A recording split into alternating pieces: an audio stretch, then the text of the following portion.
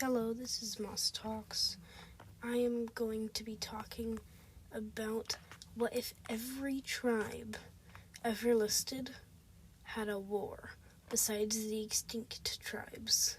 Like, who would come out on top, who would be the worst at battling, and who would just overall demolish everyone. This is probably going to be like over a half-hour episode. So, make sure that you're comfy. Alright, so let's get into it. I'm just going to list all the tribes and their traits, just like to get a feel of what I think will happen. So first we have Mudwings. They fight in subgroups, which they've been with their whole life. And I think that would make them really hard to defeat, because that makes them so loyal to each other. And then we have Seawings, breathe underweight. Oh, and then I forgot, Mudwings also sometimes are fire resistant, so that could help against fire-breathing tribes. Okay, so Seawings breathe underwater. They can use aquatic, their underwater language, to communicate to the others, like during the war, without having to actually say anything, which I feel like would be a huge advantage, but not that much. And then they have like they can swim a lot faster than the other tribes because of their really thick tails and their webbed talons. And then we have the Skywings, which are the fastest flying tribe, the best fire breathers. I think that's like one of their things, like they can breathe fire really well and precise, unlike some other tribes which might just shoot a burst of flame. That might be true, that might not. I have no idea. I haven't read the descriptions in a long time. And then the Nightwings. They can sometimes have powers of future telling, which, if at a clear sight level, can make them impossible to kill, because they can just tell exactly what you're gonna do and prevent that. So if they have a clear sight level, which I'm not going to be counting in because that would just be pure chance, I'm going to count 5 dragons of each that have each power, and then one that has all of them. And then they can also read minds, which will be useful in a battle unless the opponent has Skyfire, or puts on a Skyfire bracelet on them, because then they can't. And then we have the Icewings, who have frost breath instead of fire, which is really cool. Whip-like tails, and yeah, I think that's it for them. And then, what other tribes are there? Oh yeah, the Hivewings, which, like the Nightwings, can have special powers, like horrible stench, like really bad smell. They can have paralyzing nerve toxin, which, like the Nightwings, I'm gonna count 5 of each dragons that have that, and then one that has all of them. And then I think that, the Silkwings have nothing, actually. They just have a huge disadvantage because some of them don't have wings. So the Silkwings are probably going to be the worst tribe to fight. Oh, and then the Rainwings. I mean, they are. So I'm glad that Tui didn't put them in the books as a battling tribe, because they would just come out right on top always. They spit venom, can make themselves invisible, and are great at flying through trees, which would be great if they are fighting on their home turf. And then we have the Leafwings, which some have leaf speak, which, like the other dragon tribes that have special powers, 5 have leaf speak, I'm gonna guess. That's just my estimate of how much in each tribe. But with the Nightwings, it's gonna be probably less, because they've been living on a volcano and just came out and now are getting powers. Okay, with the Leafwings, they also can fly really well through forests. The leaf speak, I already mentioned that, and yeah, and they just can blend into the trees. And And then we have Wild Wings, the newest WOF tribe, which is, it's hard because they haven't, I don't know if they have any powers, but like, some of them can change their scales. Like, I was, just like rereading a bit of book 16, The Hybrid Prince, and there was a thing that mentioned one of the Wild Wing soldiers, like, being able to change their scales on their body, but their wings were stuck, like, dark magenta or purple. Wait, are those the same color? Yeah, I don't know. Doesn't matter. Yeah, so I think some of them have, like, color-changing scales, like the rain wings. Some of them probably have gills. Some of them can shoot fire, some of them can't, probably. Some of them may have leaf speak, like Prince Mulberry. And yeah, so I'm not going to include them much in this because they are a wild card. That's why they're called the Wild Wings, because they have everything, but also there's not much stuff about them. And then I am going to include the really tiny metal dragon tribe. I think it's called the Sharp Wings. The little dragons that live on the thing. They're just gonna be like a little like health care for the Wild Wings, though. Like, that's all they're gonna do. Like, I'm gonna include them as just like probably like, I don't know, like cutting up, like food for them. So they're not gonna be in the battle. They are just gonna be the food servers. So, actually, no, that won't make them included, yeah. So, all tribes except for Sharp Wings are included in this because Sharp Wings can't leave the dungeon aisle. I know Wild Wings technically can't too, but if they all left with the little baby dragon, they could. But Sharp Wings are bound. They're on this freed by an animus, I think. Alright, so let's get into the actual battle. I think the lowest in the battle, like the ones who are just defeated immediately, would probably be the Silkwings, because they have no powers, can't change their scales, can't do anything, and just like, also, like, they don't even want to fight. I think they would rather opt out of it, but since this is a, like, everyone wants to fight, I think they would come out on bottom. Like, any tribe could easily beat them. They could just, like, so easily. And then, probably for the second lowest, this list is going from lowest to highest, in case you hadn't noticed that. For the second lowest would probably be the Nightwings, because, I mean, sure, they have powers, but they are not used to fighting. They have been on a volcano for literally centuries. And I just feel like, even if I forgot to mention them blending into dark spaces, but still, no one's gonna be fighting a war at night, unless it's Nightwing versus Nightwing.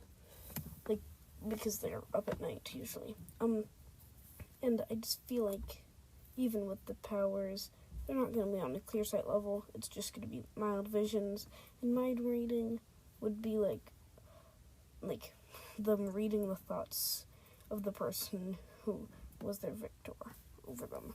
And I just feel like they could easily be beaten, but they could easily beat the Silkwings also, because they have fought. I mean, the Silkwings have never fought a day in their life. None of them, except for the protagonists of Arc 3, which kind of have, but tried to solve it in a really peaceful way, which they did. Glad about that. And I just feel like as if the Nightwings would not do good in an all-out tribe war. So they're second lowest. Then the third lowest, I think, would probably be the Wild Wings, mostly because there's nothing stated about them, so I am classifying them in my head as tribe with Rainwing powers. Because when I think of Wild Wings, I think of Rainwings, even though they're every tribe mixed together so much that they're their own tribe. It's just like Nightwing powers, I feel like wouldn't really come in because they're so mixed. They're like a hybrid of every tribe by this point. They're like whatever quinta tribes, maybe. I don't know. Yeah, I don't know. So yeah, I think they would get third lowest because, like, I mean, the best they have is color changing skills. This is because all I have to go off is color changing skills.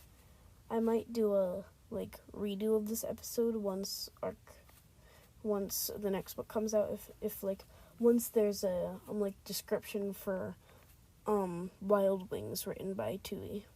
Sutherland. Okay, and now for the fourth lowest, I feel like that would probably be the Sky Wings, because other than great fire breathing and precise blasts and flying, I feel like they don't bring much to the table.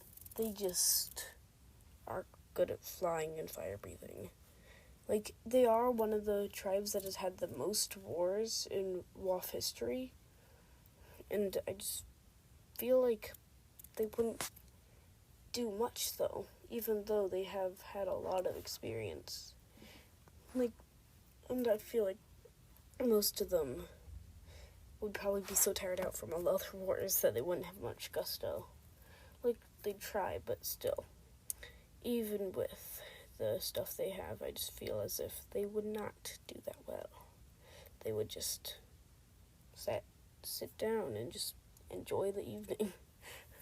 But since they all have to fight, this isn't force fighting, but, it's all if they had motivation and wanted to fight, still, I think that's why they would get this spot. Alright, so the fifth lowest tribe in the WOF All-Out War, I think would probably be the Sea Wings, because sure, they can communicate without anybody else knowing what they're saying, but if before this war happened, a Sea Wing had been friends with another tribe member and taught them aquatics so that they could understand when they talk like that, that would be a big disadvantage, because then their whole secrecy would be blown, and then that guy would just get promoted instantly, I feel like.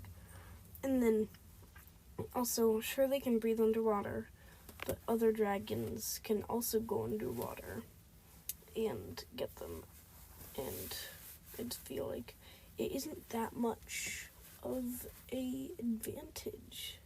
So, yeah, that's the Sea Wings would probably get fifth lowest.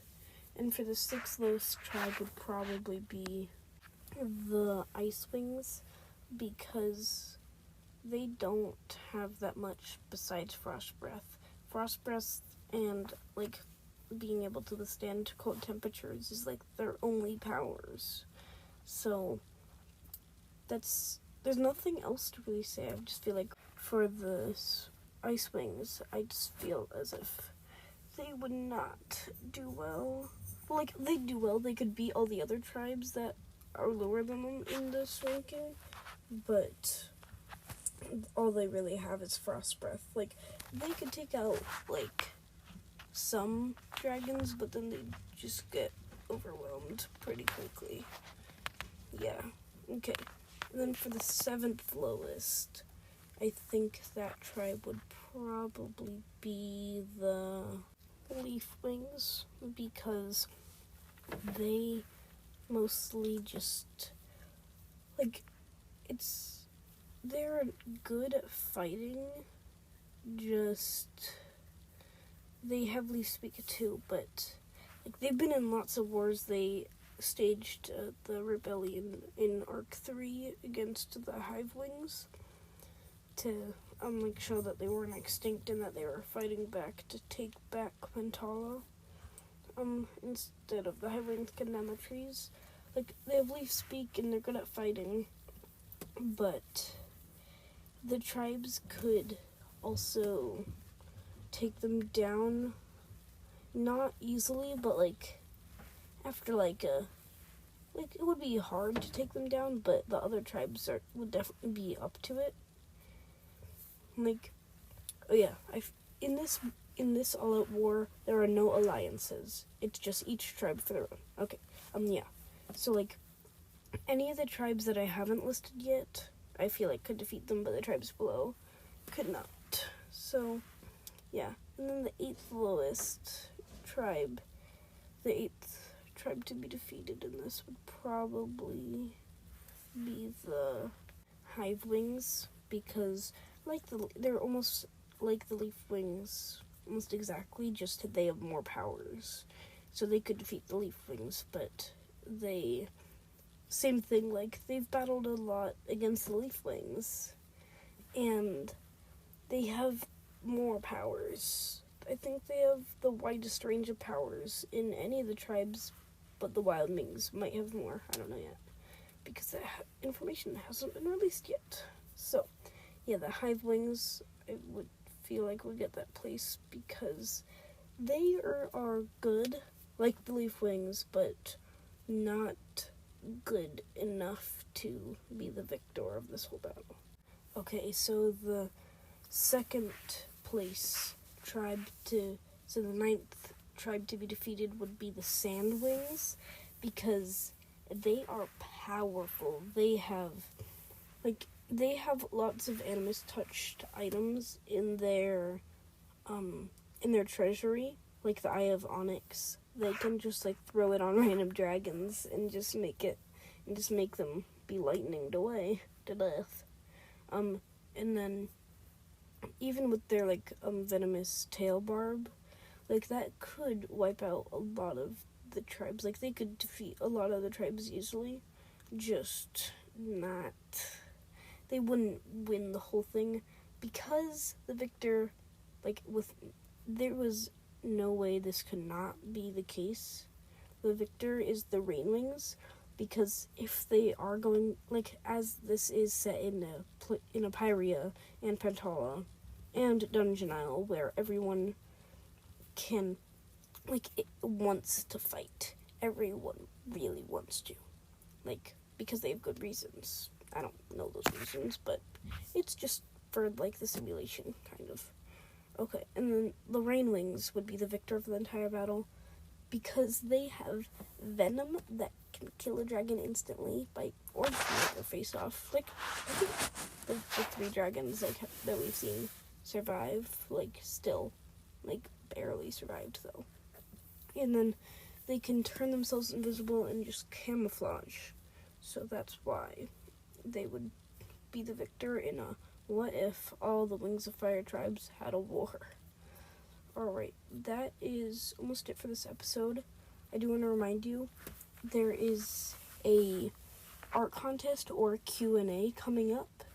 If you want to have a say on that, please, I think it was on the episode before this, or the episode before that. It's on one of just look at all the different polls in the episodes, and you will come across it. It's the only one still open, and it is for, would you rather do an art contest or a Q&A? So please go vote on that. I have 0 votes so far last time I checked. Okay, that is it for this episode. Thank you for listening. Have a great day. Bye.